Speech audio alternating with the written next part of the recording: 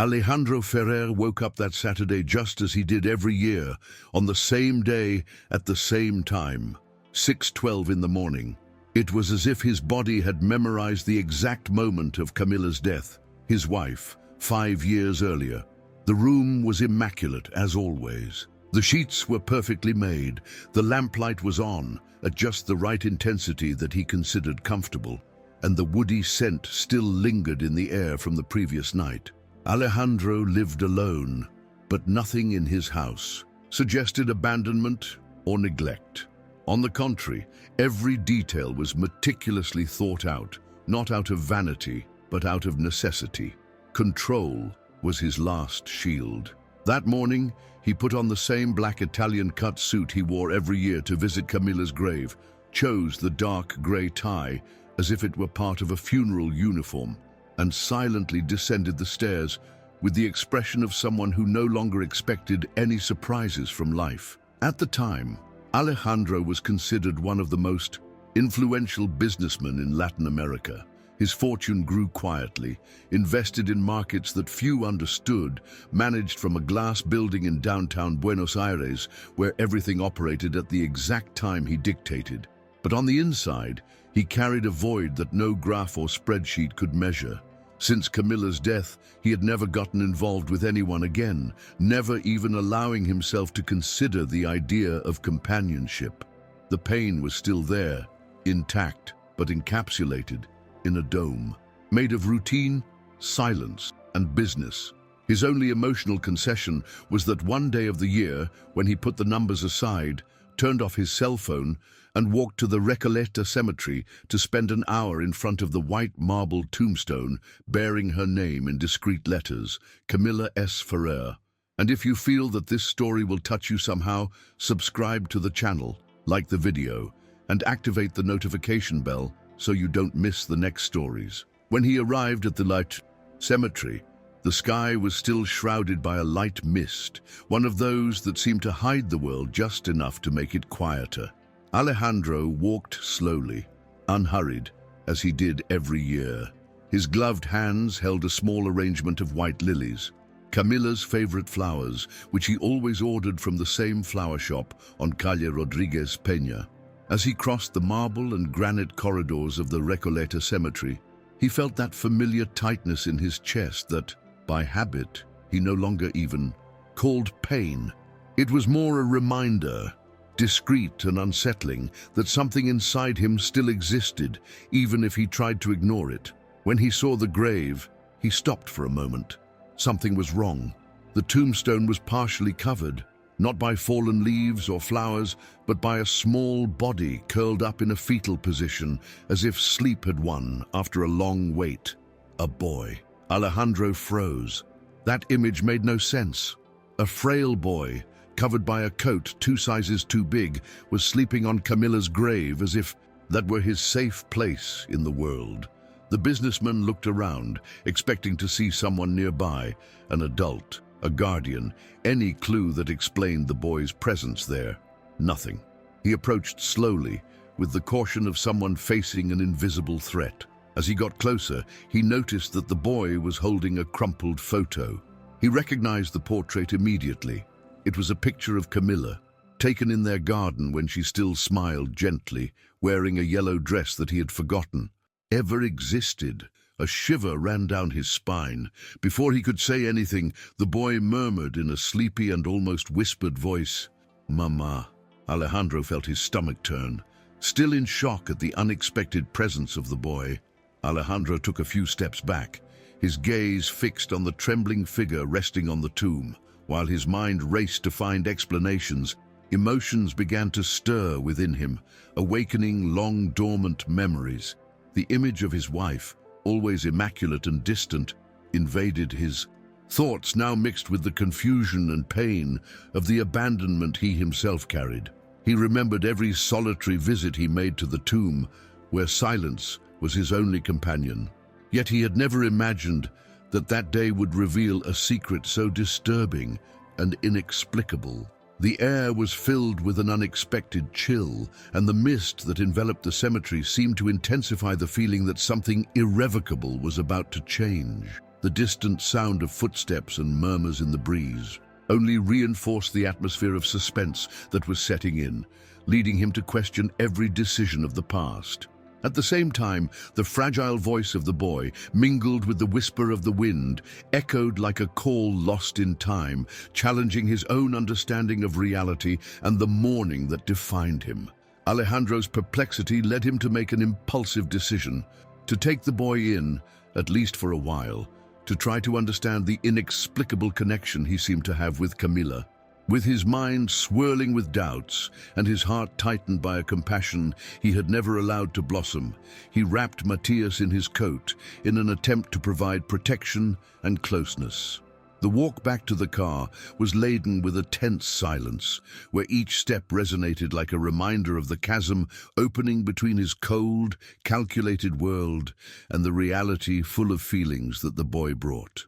Along the way, Alejandro fought against an internal storm, thoughts intertwining and creating a whirlwind of questions about his own past, about the love he had failed to show, and about the choices that had led him to that unexpected crossroads. As he drove through the still deserted morning streets, the weak light of dawn barely revealed the city, and each lit traffic light seemed to symbolize a new chance, a new beginning he had never dared to contemplate. This journey, which until then had been limited to a solitary ritual, was now transforming into a quest for answers and a reconciliation with long-repressed feelings. Alejandro carried the weight of a new responsibility as he continued driving through streets that had changed little since the days when his world revolved solely around numbers and contracts. With his eyes lost in the rearview mirror, he wondered how a simple encounter that day could dismantle the wall built around his heart. The image of Matthias, still sleepy and fragile, remained etched in his mind, as if the boy were the symbol of everything he had, neglected for so long.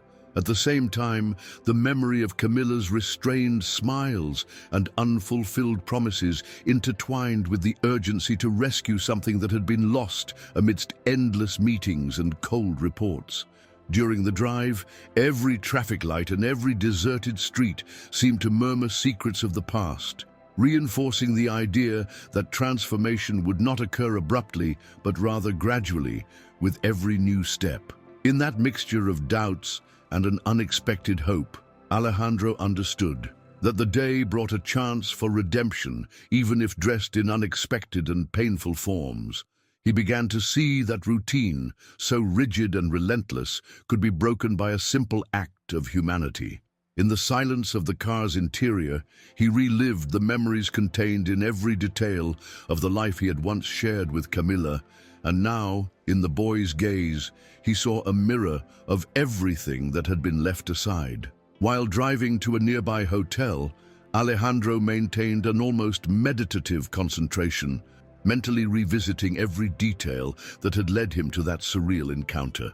The city, gradually awakening, exuded a sense of rebirth, as if every street and corner were also preparing for a new story.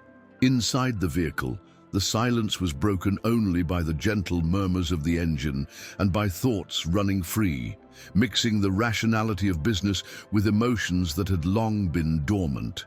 Upon arriving at the hotel, he chose a discreet and welcoming room where every object seemed to have been carefully selected to create an environment that could somehow embrace the fragility of the moment. Alejandro turned to the boy, who remained quiet, his eyes still half closed, as if immersed in a dream from which he did not want to wake. He felt that there, in that modest space, they could begin to rebuild something he had never imagined, the possibility of a true and spontaneous bond. Every act of care, from offering a blanket to preparing a hot tea, was an attempt to bridge the distance he maintained from himself and his own humanity. Thus, the environment transformed into a temporary sanctuary where painful past and uncertain future met, marking the beginning of a new phase of discoveries and emotional recoveries. The boy slept for hours, curled up in the corner of the bed, as if fearing to be awakened and cast out at any moment. Alejandro, on the other hand, spent that time sitting in an armchair, motionless, observing. He didn't quite know what he was looking for in that small, darkened face marked by shadows under the eyes, but something in him kept him transfixed. It was a silence different from what he was accustomed to. It wasn't the silence of an empty office or a house without laughter. It was the silence of someone who had learned not to expect much from life. And that deeply bothered Alejandro. When Matias finally woke up, his eyes wandered around the room with the caution of someone who first needed to understand if he was still safe. Seeing Alejandro, he showed neither shock nor comfort, only acceptance. And that resigned acceptance hurt more than any tear. "Are you hungry?" asked the businessman in a dry voice, unaccustomed to affection. Matias just nodded, as if used to not asking for anything. While descending with the boy to the hotel restaurant, Alejandro felt the other guests' eyes turning toward them, trying to understand that unlikely pair. A well-dressed man, visibly rich and calculating, beside a boy in worn clothes and with a suspicious posture.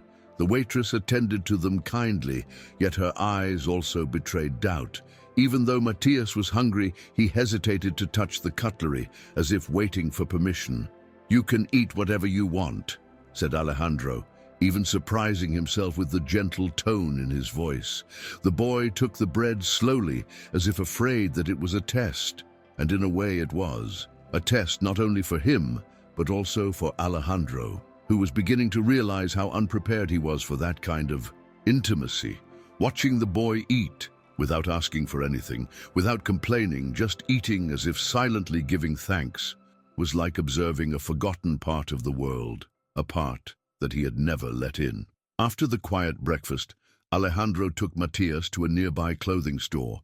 He told himself it was only out of necessity. The boy's sneakers were worn out, his t-shirt too thin for the cold of Buenos Aires, and the coat, 2 sizes too big, barely protected him. But deep down, he knew that there was something more behind that gesture.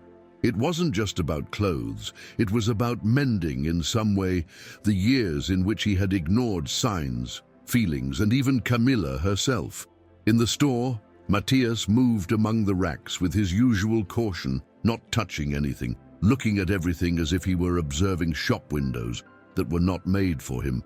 "Choose whatever you want," repeated Alejandro, but the boy just stood still, his eyes fixed on a blue hoodie. The businessman took the garment and handed it to him, which the boy accepted with both hands and a look mixing surprise and fear. It was as if he still hadn't understood that he wouldn't be punished for wanting something. While they waited at the cash register, Alejandro noticed the small details: the boy's dirty nails, the discreet scars on his elbows, the way he furrowed his brow as if constantly trying to understand the world. He began to wonder how long that boy had been living like that, in silence, cared for by no one. The answer started to form in his chest as a growing discomfort.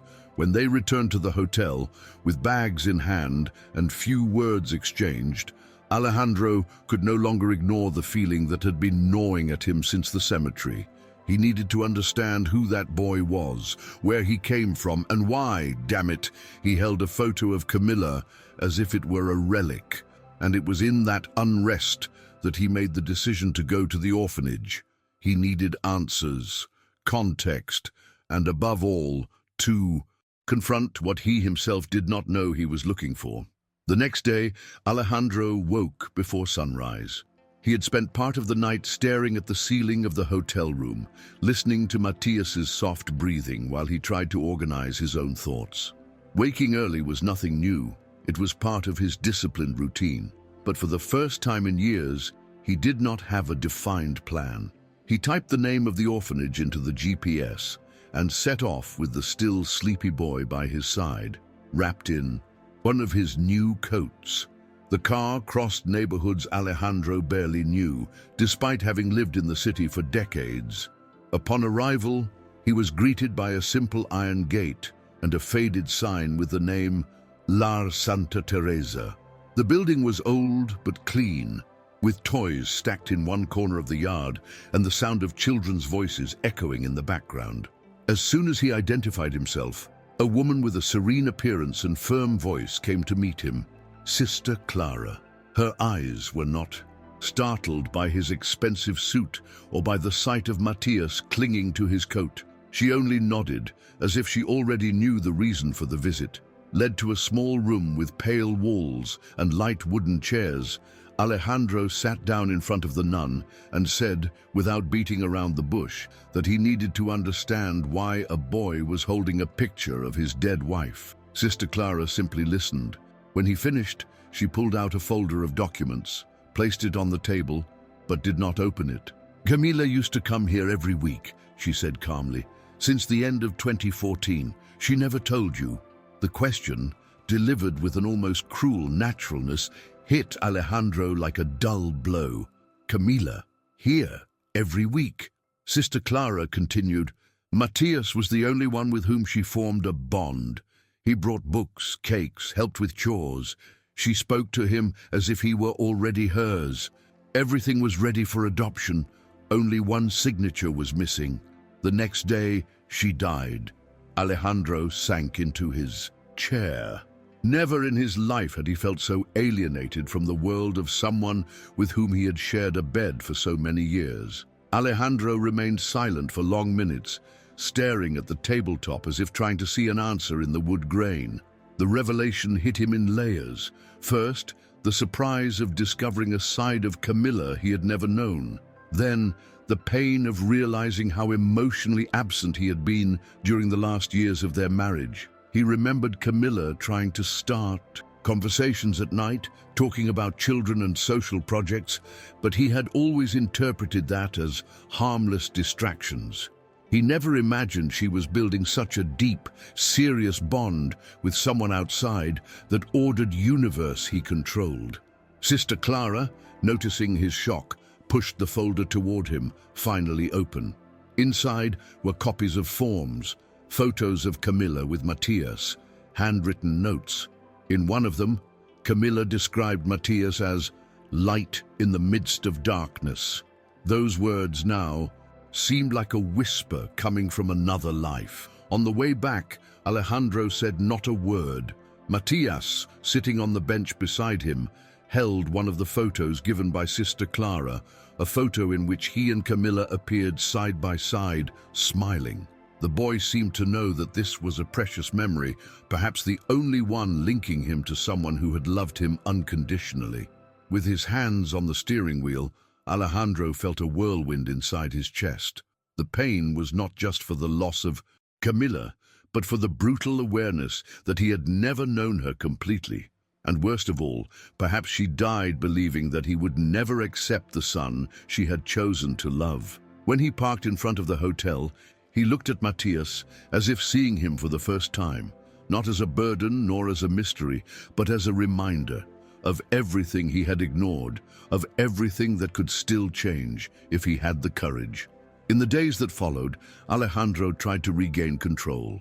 He returned to his apartment, took Matthias with him, and prepared a guest room in an anxious hurry, as if setting up that space were enough to organize the tangled feelings as well. He told himself he needed time to think, that everything was too recent. He repeated internally that it did not change the fact that the boy was not his son, at least not biologically. But it was enough to look at Matthias sitting in the living room, drawing on sheets of paper with colored pencils, to make those certainties waver. The boy asked for nothing. He didn't make a fuss, didn't demand attention. He simply was there. And that bothered Alejandro more than if he had shouted. That resigned calm hurt, for it was as if the boy already knew he wouldn't have a fixed place anywhere. Alejandro, used to clear contracts and well-defined clauses, found himself lost before a feeling he couldn't measure nor avoid. Then he decided to act logically. He looked for a family to adopt Matthias. The Mendoza family, business friends, rich, respectable, with a huge house and 3 children. It would be better for him, he repeated out loud, trying to convince himself that he was doing the right thing. He arranged a dinner at their home to introduce them to Matthias. The boy behaved with the same quiet politeness as always, smiled courteously, responded when spoken to. At the end of the night, when the Mendoza family left, thanking him for the hospitality, Matthias simply gathered his drawing from the table and went to his room without asking anything. Alejandro stayed there, standing in the living room, staring at the wine glass he hadn't even drunk from. Something was gnawing at him inside, an unease that grew and grew until it became unbearable. What troubled him most was not the idea of losing Matthias. It was the fact that the boy wouldn't resist. He would accept being given away, as if he had already gotten used to being left behind. That same night, Alejandro couldn't sleep. He walked silently through the house, passing through the corridors like a ghost in his own story. He stopped at the door of Matthias's room, slightly ajar, and stood watching the boy sleep. He was curled up on his side, with the crumpled drawing beside the pillow. In it, he had drawn 3 figures holding hands: a woman in a yellow dress, clearly Camilla, a boy with spiky hair, and beside him, a man he had drawn with harsh lines and no face. That hurt. It hurt because Alejandro understood. The boy did not recognize him as someone. He was just the man, not a father, not a home, not affection, just someone who was there for the time being. And for the first time, Alejandro felt fear. Fear of losing something that wasn't even his yet, but that somehow was already inside him. He returned to the living room, sat on the sofa, and spent the entire night there, without television, without his cell phone, just trying to understand what he felt. The next morning, something snapped inside him. Matthias appeared in the kitchen, his eyes puffy, and his expression empty. Alejandro tried to maintain his composure, but tension was evident in every gesture. Then, without thinking, he said, "We're going to see the Mendozas again today." Matthias just nodded. He didn't ask, didn't protest. He simply lowered his eyes and continued with the bread to the table. It was that silence that broke Alejandro, the total absence of expectation, the lack of any reaction. It was as if the boy already knew he wasn't wanted. The businessman suddenly stood up, pushed his chair aside and shouted, "You are not my son, understand that?" The words burst out like a punch he himself had received. Matthias froze, his eyes wide, his hand stopping midway through the gesture of taking the bread to his mouth. He said nothing. He simply left the bread on the table, slowly got off the chair, and went to his room. Alejandro remained there, alone in the kitchen, with the sound of silence more deafening than he had ever heard in his life. 2 hours later, upon realizing that the room was empty and the boy's clothes had disappeared, Alejandro was overcome with a panic he had never known. He searched every room in the house, shouting Matthias's name, but all he found was the drawing left on the bed, now with the man crossed out, as if he had been erased from the story. The impact of that gesture hit him in a way he could not name. He went out into the streets, called Sister Clara, alerted the building's security, but no one had seen anything. He wandered through parks, looked in shelters, roamed alleys. It was as if he was searching for himself in that desperate journey. When he finally found him, huddled on a park bench, shivering from the cold, eyes red and head bowed, Alejandro said nothing. He simply knelt before him, his suit dirty with earth, hands trembling, and spoke in the most human voice he had ever used. "Eres mi hijo, you are my son."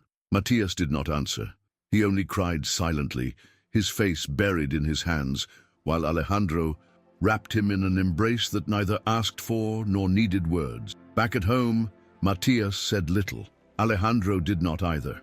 But something had changed. There was a different presence in the air, less cold, less full of fears. During the night, while organizing his office, Alejandro found a small box among Camila's old belongings. Inside was a USB drive. Without thinking much, he plugged it into the computer.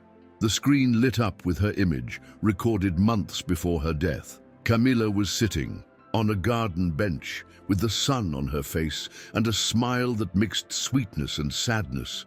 "If you are seeing this, it's because I couldn't tell you in time. I wanted to adopt Matthias. He returned a part of me that I didn't even know was missing. And I wanted so much to tell you, Alejandro, but you were always so distant, so closed off, and I was afraid you wouldn't accept him." Her voice, alive and gentle, pierced his chest like a fine blade. If this moment gave you goosebumps too, share it with someone who will understand its weight.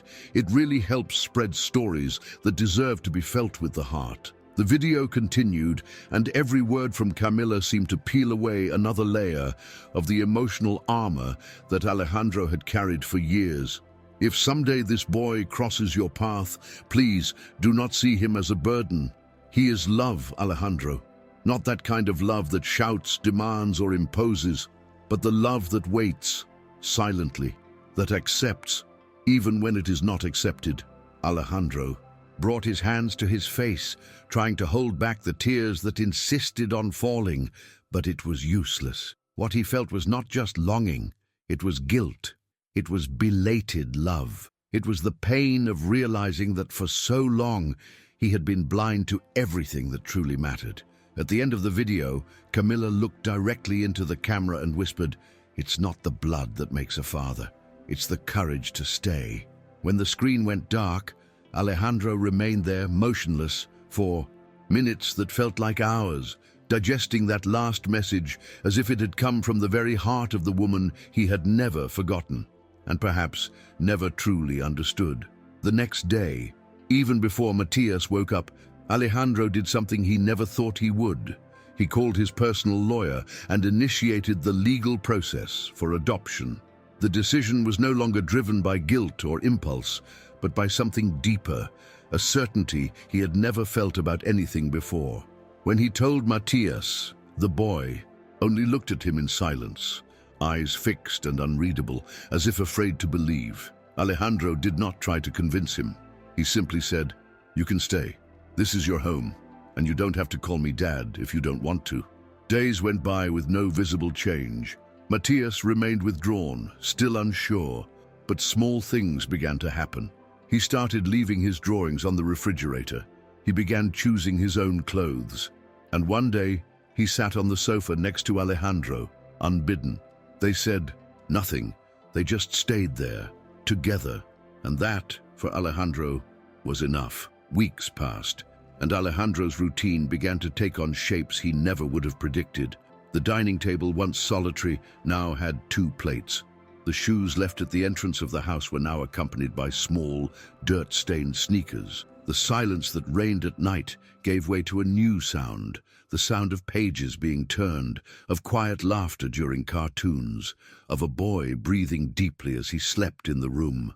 Next door, Alejandro still felt awkward in this new reality. He didn't know how to prepare the milk the way Matias liked it, nor how to soothe a nightmare, but he learned to ask, to try. And Matias, even though shy, began to reciprocate. One day, he came home from school with a beaded bracelet made in art class. He handed it to Alejandro without saying a word, and Alejandro kept it as if it were a rare jewel. It was the first gift he had received in years. Even so, there was a distance that Alejandro could not break. Matias didn't call him Dad, nor Papa, nor anything. He simply said, "You." Sometimes he would call him by his name. Other times, not even that. The man tried not to be bothered, but it hurt more than he cared to admit. Until one rainy afternoon, while they were organizing an old box of photos, Matias pulled out an image of Camilla. He stared at it for long minutes. "She was beautiful, wasn't she?" he said. Alejandro nodded. "She would have liked to see you like this," he added. Then the boy took a sheet of paper and began to draw with slow, careful strokes. When he finished, he showed it. It was him, Alejandro, and Camilla, once again holding hands. But this time, the man had a face, a smiling face. "That was all that was missing," murmured Matias. Alejandro didn't answer. He just took a deep breath. His eyes misted over. He knew that in that drawing there was more than just lines. There was a step, a small step towards something he no longer knew if he deserved, but that he desired with all his heart. In the process of adoption, Alejandro faced more than just bureaucracy. He had to deal with questions he had never asked himself. Why decide now? Is he emotionally prepared? Does he know what it means to be a true father? With each hearing, With each paper signed, he felt as if he were dismantling piece by piece his old self, the man who hid behind packed agendas and invisible walls. Sister Clara was called as a witness and spoke with tenderness, but also with firmness. She said that she had never seen such an unlikely bond flourish with so much intensity. When the judge asked Matthias if he would like to be adopted, the boy hesitated. The silence lasted long seconds until he answered, almost whispering, "Depends. Will he still be here tomorrow?" It was that phrase that dismantled the entire courtroom. Alejandro couldn't hold back his tears. After all, that was the only promise Matthias wanted: constancy. With the adoption approved, Matthias's birth certificate was updated. Now Alejandro's name appeared as his father. He took the document home as if he were holding a piece of his own heart on paper. Still, he expected nothing in return. He continued to call Matthias by his name, respecting his time, his silences, his pains. Until one Saturday morning, while having breakfast, Matthias was sitting at the edge of the table, his feet swinging in the air. Alejandro accidentally knocked over a glass of juice, and before he could get up, he heard, "Let me get it, Papa." The word came as if he had forgotten he wasn't supposed to say it. Natural, unrestrained, honest. Alejandro stopped. The world stopped. He said nothing, made no fuss. But at that moment, something inside him mended. An old wound, one he no longer even knew where it hurt, finally began to heal. For the first time in many years, he felt part of something real. In the following months, the house slowly transformed. The office, once silent and untouched, now had drawings taped crookedly to the wall and a backpack forgotten in the corner. The sofa bore marks of dirty fingers, and the kitchen began to smell of toasted bread and hot chocolate on Sundays.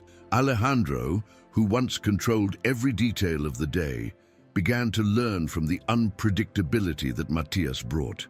He learned to enjoy waking up to noise, to laugh without planning, to not know exactly what would come next, and above all, not to run from it. One day, Matthias came home from school with a small presentation scheduled for the parents. Alejandro offered to attend, not knowing that it would mean so much. In the cramped, stuffy auditorium, he sat in the last row, his heart racing. When Matthias went up on stage, he looked for someone in the audience. When their eyes met, he smiled, and he pointed. "That's my father," he said loudly. Alejandro could hardly keep himself seated. There were still difficult days. Matthias sometimes had nightmares, waking up crying without knowing why. Alejandro learned to sit by the bedside and wait for the boy to fall back asleep. There were also moments when he found himself staring at Camilla's picture frame, wondering how she would have been with Matthias there. But the feeling that had once been only absence now came mixed with something new: gratitude. It was as if she was still present, stitching the invisible threads of that story together. One day, while cleaning the bookshelf, Matthias found a little box containing Camilla's old earrings. He took one out, looked at it curiously, and asked, "Would she also call me her son?" Alejandro answered without hesitation, "She already did." The boy said nothing. He simply smiled faintly and put the little box back in its place. That small, almost imperceptible gesture was stronger than any hug. It was the confirmation that, even in absence, Camilla continued to be the bond between them. One evening, after returning home from a long day, Alejandro found Matthias lying on the living room floor, surrounded by colored pencils and scattered sheets of paper. As he approached, he saw that the boy was drawing a large tree with thick roots and branches full of names.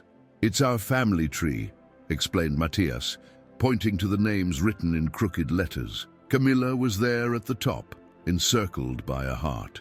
Matthias was just below, and beside him, the name Papa. Alejandro knelt beside him, touched by that simplicity full of meaning. "Can I join too?" he asked, half joking.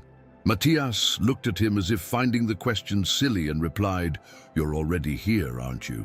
That answer, so obvious to the boy and so profound to Alejandro, was like receiving a hug from life itself. He hadn't expected to be loved so naturally after hiding from his emotions for so long. Over time, Alejandro began to realize that something inside him had changed permanently. He no longer felt the same urgency to control everything, nor that need to prove his worth through professional achievements. Business continued, but it was no longer the center of his world. Now he arranged his schedule to attend school meetings, learned how to prepare pasta the way Matthias liked it, and even memorized the names of his classmates. Sometimes he found himself watching the boy playing alone and felt a kind of peace he had never experienced before. It was as if he had finally found what he didn't even know he was looking for: a home. Not one made of expensive walls or imported furniture, but of presence, permanence, and affection. The same home that Camilla had tried to build with him, and that now, through Matthias, he was finally beginning to recognize. Alejandro started recording small moments of the day with Matthias in a simple black-covered notebook, which he used to take meeting notes before. Now it contained descriptions like first ice cream together, Matthias lost his first tooth, or we watched the whole movie without him falling asleep on my lap. He didn't write out of obligation, but out of fear of forgetting. For the first time, he wanted to keep memories, not erase them. Once, while rereading an old page, he found a thought he had written weeks before. "I think I'm starting to understand what love is. It doesn't demand, it endures." He realized with a discreet smile that he was no longer the man who once visited a tomb once a year with perfect flowers and a rigid pain in his chest. He was someone else, someone capable of being moved by a poorly drawn picture or a spontaneous hug. Camilla, in some way, had left a bridge, and he, at last, had crossed it. One Sunday morning, Matthias woke up earlier than usual and went to Alejandro's room. He sat by the bed and remained silent for a few minutes before speaking. "Do you think Mommy would like to see us like this?" Alejandro slowly opened his eyes, still between sleep and wakefulness. He turned his face and replied with raw sincerity, "I think that's exactly what she wanted."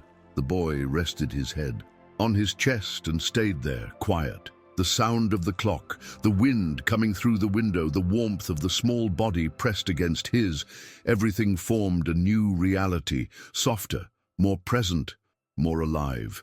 It was as if that moment contained within itself all the answers he had spent his life trying to find.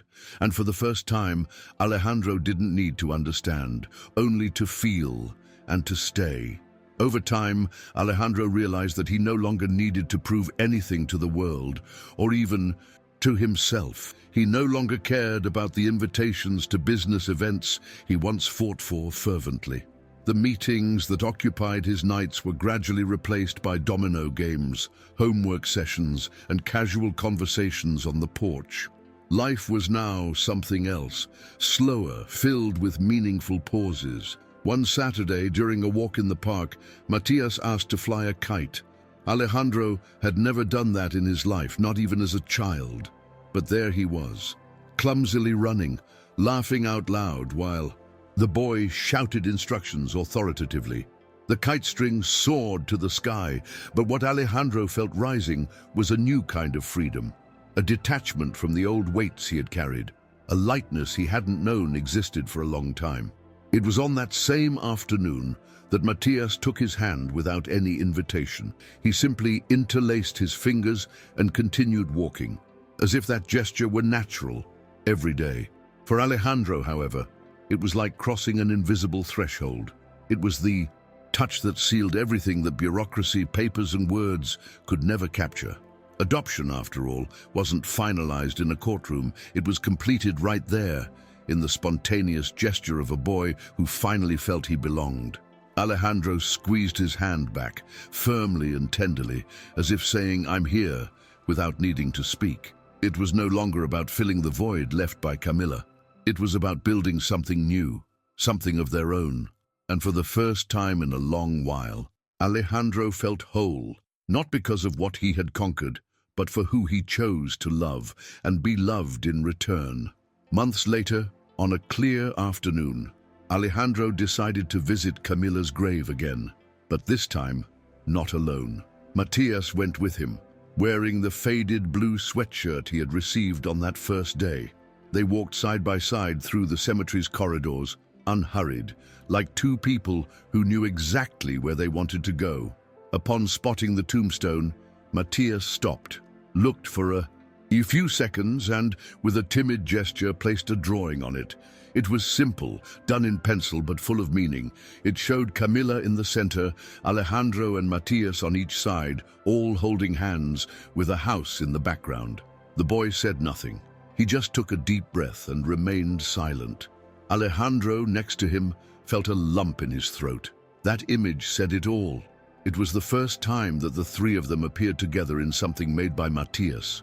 For the first time, he saw himself as part of the story, not as a late addition, but as a legitimate chapter of that love. Alejandro knelt before the tombstone, touched the cold edge of the marble, and whispered with a choked voice, "Gracias." There was no more paralyzing pain, nor unanswered questions. There was longing, yes, but there was also peace. Matias approached, and unexpectedly rested his head on his shoulder. They stayed there for a long time, with no hurry to leave. The wind blew softly, and the trees around danced, as if approving the silence between them. For Alejandro, that visit was no longer a ritual of guilt, but a meeting of reconciliation. With Camilla, with the past, with himself, and with that boy, who arrived as a mystery and became the greatest truth of his life. As they left the cemetery, Matias took Alejandro's hand again and said softly, "She chose right." Alejandro smiled, feeling his chest warm. For the first time, he truly believed it. In time, Alejandro transformed his house into something he never thought possible. A home with noise, an imperfect routine, and the smell of real food. Matias made friends at school, and Alejandro learned the name of each one. He began attending parent meetings, showing up at weekend games, and even started to enjoy the afternoons when the boy scattered Lego pieces all over the living room. It was in those details that he realized he had been saved, not by a choice of his own, but by a choice Camilla made for him, when she saw in Matias something he still wasn't able to see. Now he knew. You don't have to have created someone to be a father. You have to be there, listen, hold the hand when the world gets too heavy. And that is what he did every day. On an ordinary late afternoon, sitting on the porch, Matias asked, "Do you think we'll stay like this forever?" Alejandro looked at the horizon for a few seconds before answering, "We will stay as long as there is love. And love, my son, doesn't end easily." Matias smiled and leaned against him. They fell silent, watching as the city lights began to turn on. They didn't need grand promises or guarantees. That moment, the presence, the affection, the being together was enough. Alejandro finally understood that a true home isn't made of walls, but of bonds, and that sometimes life takes immense turns just to bring someone to the place where they were always meant to be. The meeting with Matias, so unlikely, so absurd at first, had truly been Camilla's final gift. And perhaps the most powerful one, because it didn't just save an abandoned boy, it saved a man who had long ceased to exist, and who now, at last, was beginning to live again. On the anniversary of the adoption, 1 year after that first encounter in the cemetery, Alejandro prepared a simple cake with chocolate icing and colorful sprinkles. Nothing sophisticated, nothing planned by assistants, just him and Matias, mixing the batter together, making a mess on the counter, and laughing at the failed attempts to write "Happy New Life" in icing. It was the kind of scene that would have seemed irrelevant to him before, but now carried the weight of a milestone. At the moment of the happy birthday, Matias blew out the candle and, instead of making a wish, looked at Alejandro and said, "Can I finally stop being afraid of leaving?" Alejandro didn't answer with words. He simply bent down, hugged the boy tightly, and said, in a firm and serene voice, "You are where you've always belonged." Matias rested his face on his chest, and for the first time let out a cry without shame, without fear, a cry of relief. That night, after Matias slept, Alejandro sat again with the black-covered notebook in his hands.